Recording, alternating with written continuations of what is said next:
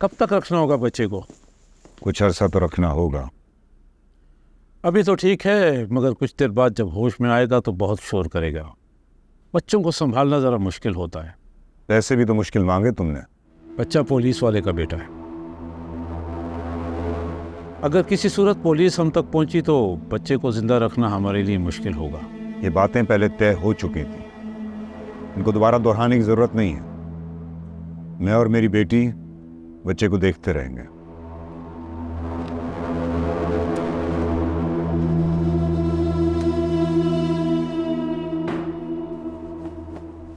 Sir, force वापस जा चुकी है और अब आप भी जा रहे हैं। नौरोज आदम के साथ हमारा क्या होगा सर? मेरा बेटा अगवा हो गया है। मेरी बीवी अकेली थानों के चक्कर काट रही है। इतनी देर से फ़ोन कर रहा हूँ, कुछ पता नहीं चल रहा है। 5 साल का है मेरा बेटा। तुम्हें लगता है ना लाते मुझे दुनियापुर या नौरोज आदम की कोई परवाह होगी? जब पुलिस ही आपकी मदद करने के लिए तैयार नहीं है तो आप वहां जाकर क्या करेंगे सर? अपने बेटे को ढूंढूंगा। जिस किसी ने भी किया है ना, वो जिंदा नहीं बचेगा। सर, आपको एक मशवरा देना चाहता हूं, अगर आप बुरा ना माने तो। कहो, आपके पास कोई रास्ता तो रहा नहीं। डीआईजी साहब का तबादला हो चुका है और वहां आपकी भी कोई नहीं सुनेगा। आपका तबादला सुनने में आया है कि किसी वक्त भी हो सकता है। तो आप साहब से मदद क्यों नहीं ले रहे? कौन सा? नौरोज आदम। क्या कर सकता है? वो तो खुद इन सलाखों के पीछे बैठा है। जेल में बैठे बैठे वो डीआईजी का तबादला करवा सकता है, तो उससे मदद मांगने में क्या बुराई है? मेरा बेटा शहर में अगवा हो गया है, 5 साल का है, और मेरा पहला शक तुम पर क्या है? बच्चे हो कल के तुम, मेरी दुश्मनी के म्यार पे पूरे नहीं उतर सकते। यहाँ के लोगों से पूछा तो उन्होंने बताया कि तुम औरतों और बच्चों को नुकसान नहीं पहुंचाते हो। अभी फोन आया मेरे पास, कहा गया है कि अगर तुम्हें हवालात में जान से मार दूं तो मेरा बेटा आज रात को वापस आ जाएगा। तो क्या सोच रहा है? मार दो? तुम जानते हो मैं ऐसा नहीं कर सकता। क्यों? औलाद का मामला है। मैं तो वैसे भी तुम्हारे और तुम्हारी सरकार का बहुत बड़ा मुजरिम हूं। मेरे मरने पर तुम्हारी बरादरी के लोग बहुत खुश होंगे। बेटा वापस मिल जाएगा। कह देना जेल से भाग रहा है, इसलिए मार दिया। मैं तुम्हारे पास कभी भी ना आता अगर आईजी साहब का तबादला ना हुआ होता। तुम्हारे पास आगे भी कोई उम्मीद नहीं है कि मेरा बेटा मिल जाएगा, लेकिन औलाद का मामला है। इतना मजबूर हो चुका हूं कि कहीं भी किसी के भी पास जा सकता हूं मैं। औलाद बड़े बड़े बादशाहों को फकीरों की दहलीज तक ले आती है। अगर मुझे तुम्हारी जरूरत पड़ी तो तुम मेरी मदद करोगे?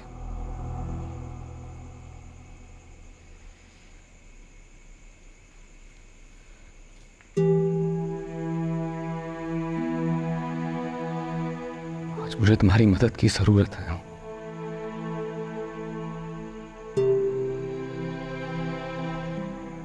क्या तुम कुछ कर सकते हो? मैंने तो यह भी कहा था कि कैद का ताल्लुक सलाखों से नहीं, दिमाग से होता है। मैं आज भी वो सब कुछ कर सकता हूं जो तुम या तुम्हारी सरकार नहीं कर सकते।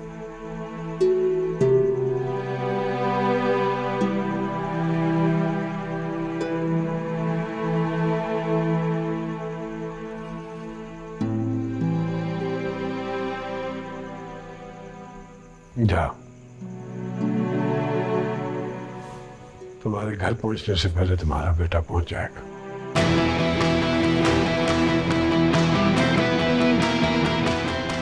जाओ।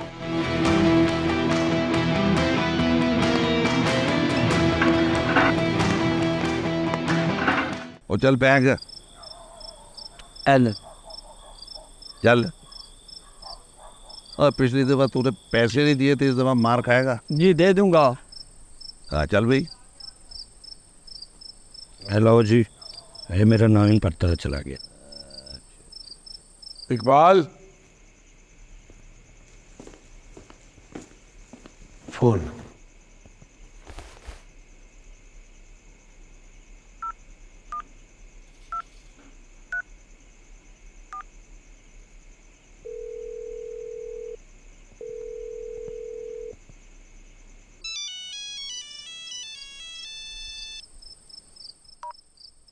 जी साहब बोल रहा हूँ।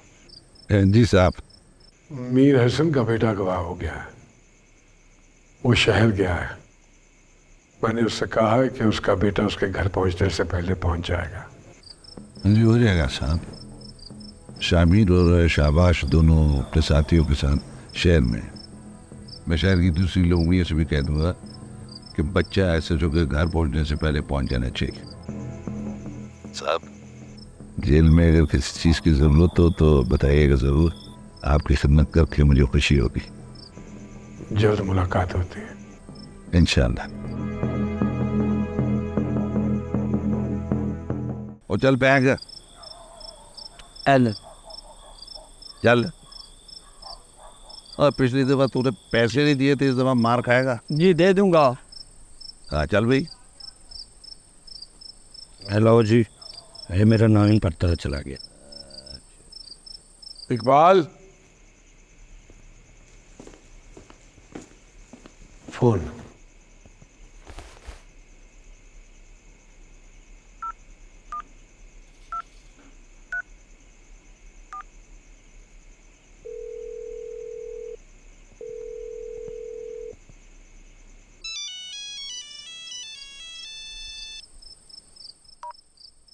जी साहब बोल रहा हूँ। जी साहब। मीर हसन का बेटा गवाह हो गया है, वो शहर गया है। मैंने उससे कहा है कि उसका बेटा उसके घर पहुंचने से पहले पहुंच जाएगा। जी हो जाएगा साहब। शामिर और शाबाश दोनों अपने साथियों के साथ शहर में। मैं शहर की दूसरी लोगों से भी कह दूंगा कि बच्चा ऐसे जो के घर पहुंचने से पहले पहुंच जाना चाहिए। साहब, जेल में अगर किसी चीज़ की ज़रूरत हो तो बताइएगा ज़रूर। आपकी खिदमत करके मुझे खुशी होगी। जल्द मुलाकात होती है इंशाल्लाह। बीबी जी नीचे आपको बुला रहे हैं। क्यों? पता नहीं, नवाब साहब भी वहीं बैठे हैं, बाकी सारे लोग भी आए हैं, लगता है कुछ गड़बड़ है। तुम जाओ, मैं आ रही हूँ।